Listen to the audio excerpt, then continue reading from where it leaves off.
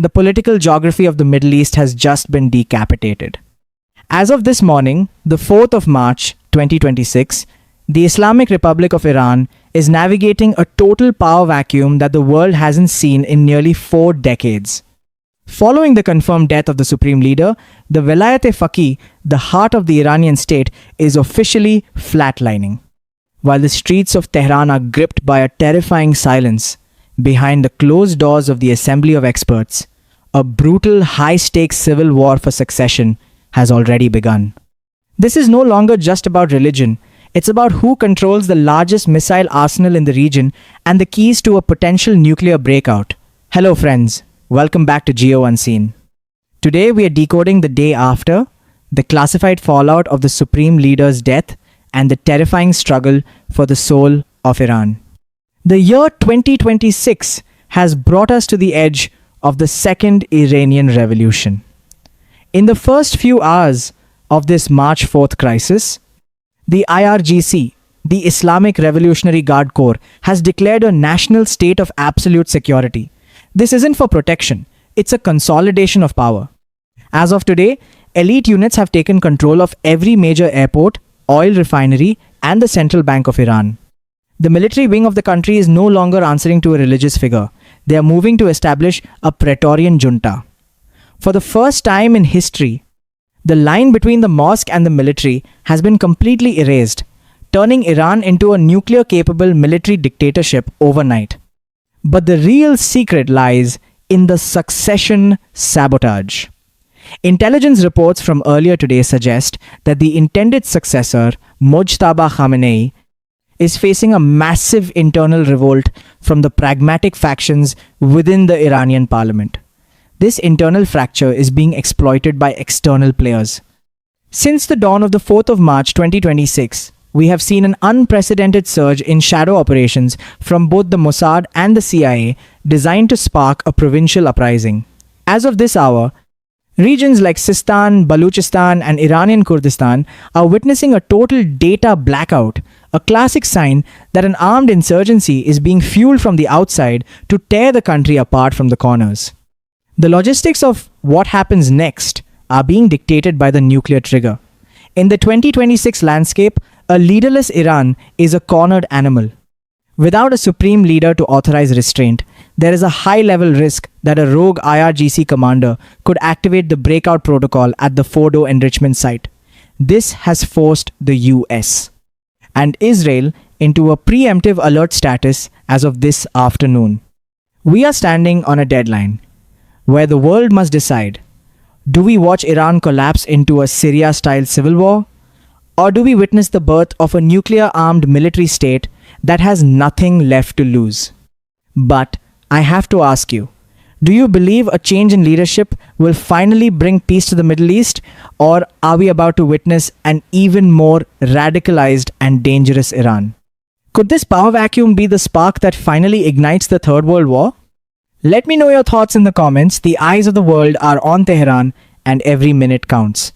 With the religious leadership of Iran effectively erased as of the 4th of March 2026, a new and even more dangerous player has stepped into the void, the Dragon Bear Alliance.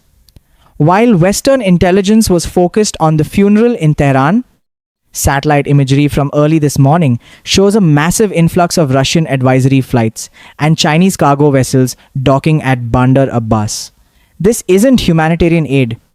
It is the activation of the Eurasian security anchor. Beijing and Moscow cannot afford to let Iran collapse into a pro-Western democracy. Instead, they are backing a hardline IRGC faction to turn Iran into a permanent, military-ruled frontier state that will block American influence in the Middle East forever. This is the proxy consolidation phase. Since the clock struck midnight on March 4, the world has seen a terrifying coordination between Hezbollah, the Houthis, and the new Iranian military junta. They are no longer waiting for orders from a supreme leader. They are operating under a decentralized AI-driven command structure provided by foreign allies. This creates a tactical chaos where rogue commanders can launch drone strikes or close shipping lanes without any political oversight. In this 2026 reality, the Middle East is no longer a collection of nations. It is a massive interlocking weapon system aimed directly at the heart of global trade. But here is the twist that no one is talking about: the oil for protection deal.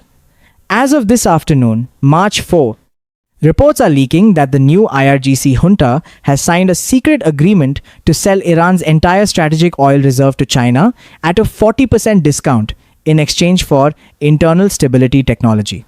This means facial recognition, mass surveillance, and internet kill switches, the same tools used to maintain the no-cash trap we've discussed before.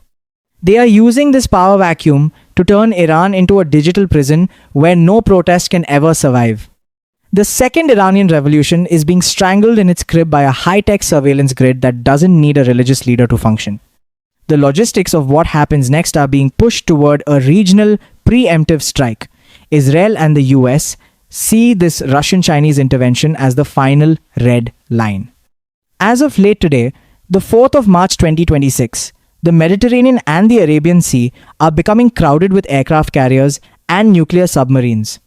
We are watching a three-way standoff where any mistake, a single misfired missile or a hacked radar signal will trigger a conflict that won't just stay in Iran. It will engulf the entire planet. The power vacuum in Tehran has created a gravitational pull that is dragging every superpower toward the center of a black hole. But I want to know your take on this.